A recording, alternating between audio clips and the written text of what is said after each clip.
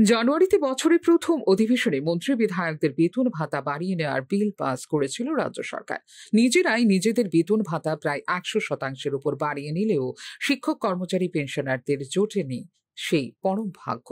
এক্ষেত্রে এবারের বাজেট অধিবেশনে এরকম কিছু একটা আশা করেছিল রাজ্যের শিক্ষক কর্মচারীরা। কপালে জুটল সান্ত্বনা পুরস্কার শুক্রবার বিধানসভায়।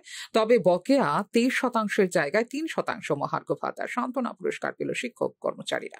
স্বাভাবিকভাবে বিষয়টি নিয়ে মিশ্র প্রতিক্রিয়া দেখা দিয়েছে শিক্ষক কর্মচারী মহলে। শুধু বেতন, সাধারণ ভাতা, চিকিৎসা ভাতা বৃদ্ধি নয়, নতুন করে বিধানসভা ভাতা বলে মন্ত্রী বিধায়করা পাচ্ছেন অতিরিক্ত ২১,০০০ টাকা।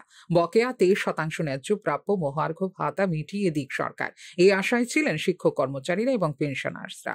৩% ডিএ প্রদানের ঘোষণার পরও কেন্দ্রীয় কর্মচারীদের সাথে রাজ্য সরকারি কর্মচারী ফারাক থেকে গেল ২০%, যা অনাকাঙ্ক্ষিত বলে মনে করছেন কর্মচারী মহল। অপরদিকে চলতি ২০২৫ সালে ৩১ অক্টোবরের মধ্যে রাজ্যের কর্মচারীদের বকেয়া মহার্ঘ ভাতা মিটিয়ে না দিলে এর প্রভাব পড়বে পরবর্তী অর্থ কমিশনের রাজ্যের বরাদ্দের ক্ষেত্রে। এই বিষয়টিকে সামনে রেখে আগামী ৩১ অক্টোবরের মধ্যে বকেয়া মহার্ঘ ভাতা মিটিয়ে দেবার দাবি করছেন কর্মচারী মহল। ২০% ডিএ বকেয়া থাকায় এখনও একজন গ্রুপ ডি কর্মচারী প্রতি মাসে সর্বনিম্ন ৩,২০০ টাকা এবং সর্বোচ্চ ১০,৪৭০ টাকা পর্যন্ত কম পাবেন প্রতি মাসে।